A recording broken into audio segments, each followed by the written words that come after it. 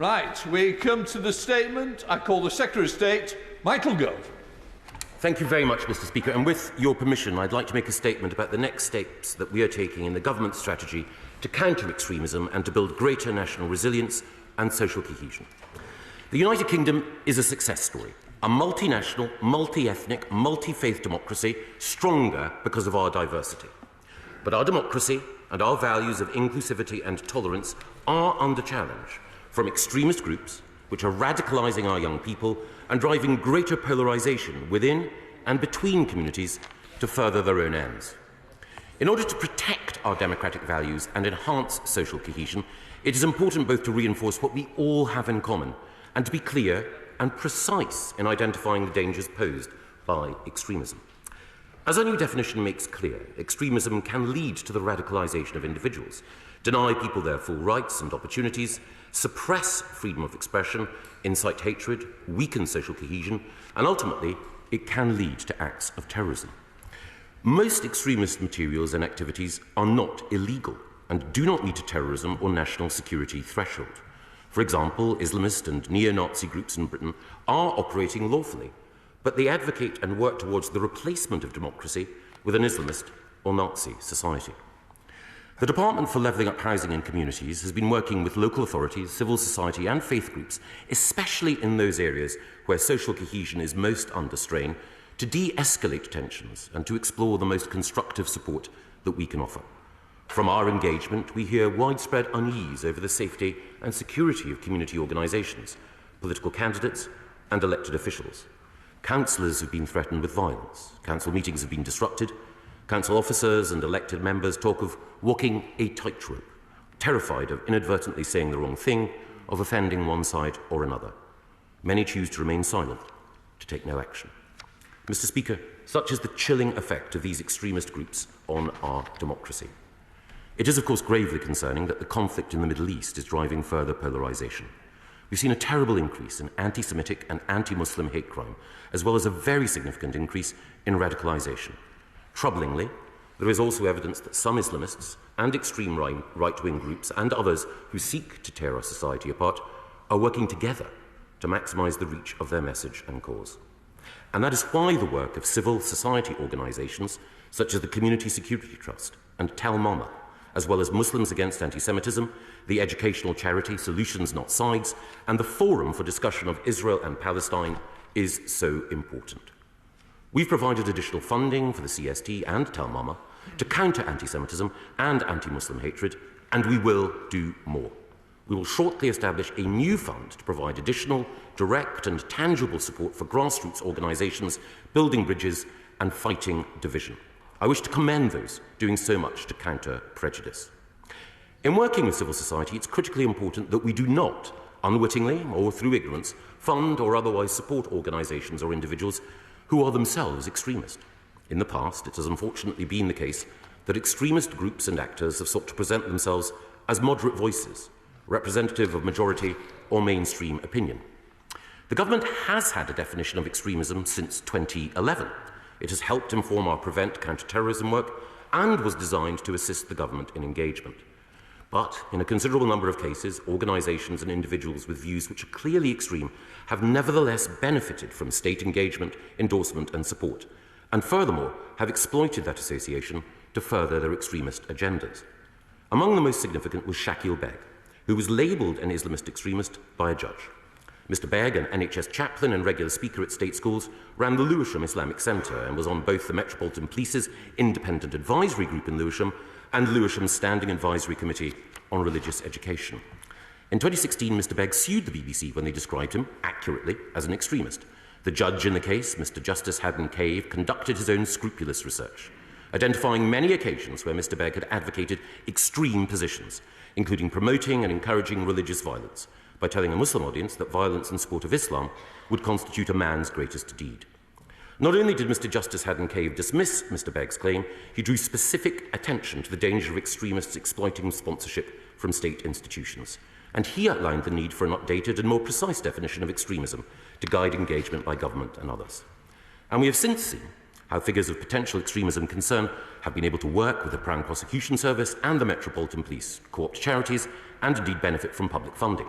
And we know from William Shawcross's excellent independent review of Prevent that such engagement has inadvertently provided a platform, funding, or legitimacy for groups or individuals who oppose our shared values. This apparent legitimising of their views can lead extremists of all ideologies to be emboldened and to exert greater influence.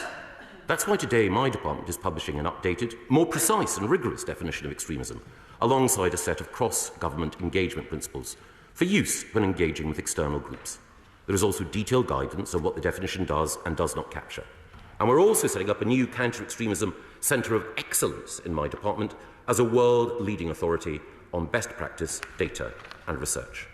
Mr. Speaker, our plans, drawn up in close collaboration with the Home Office, will enable the government to express more clearly than ever before which groups fall within the extremism definition, and we can point to the evidence and explain the funding and engagement consequences.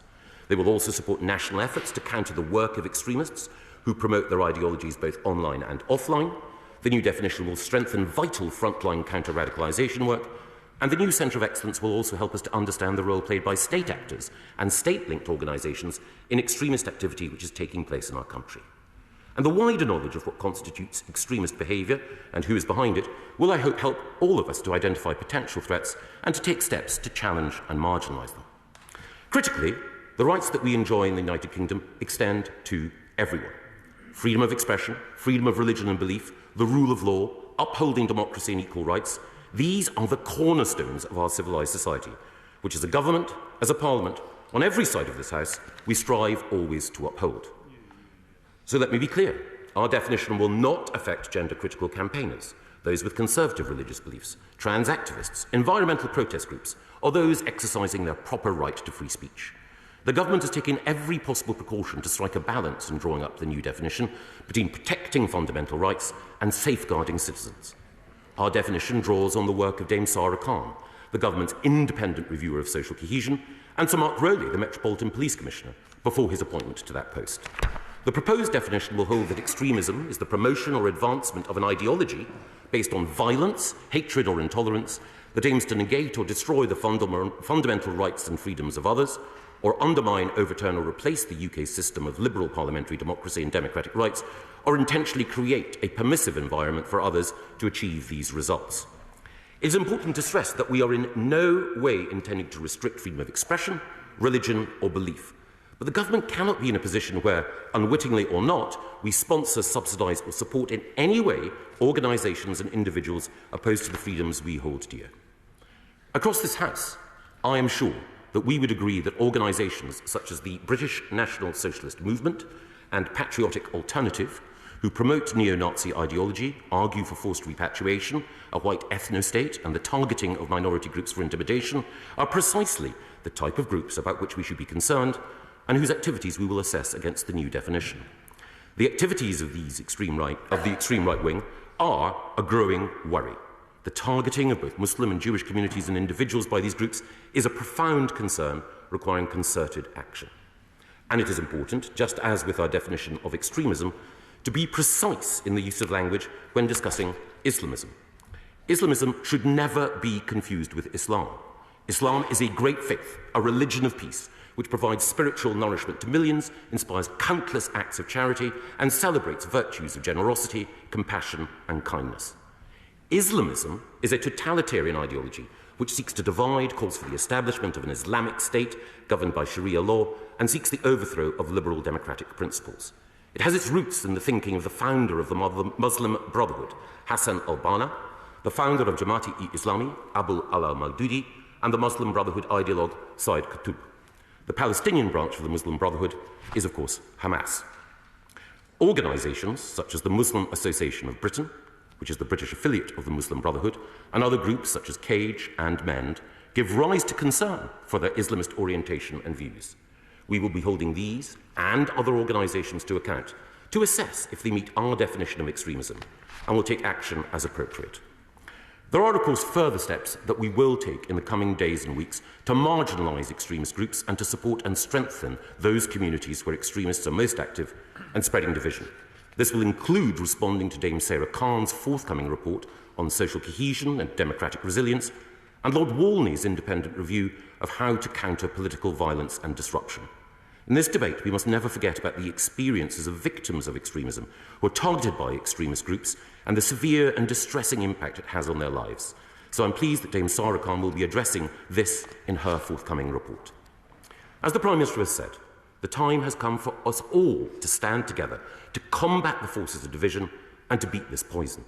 The liberties that we hold dear, and indeed the democratic principles we're all sent here to uphold, require us to counter and challenge the extremists who seek to intimidate, to coerce and to divide.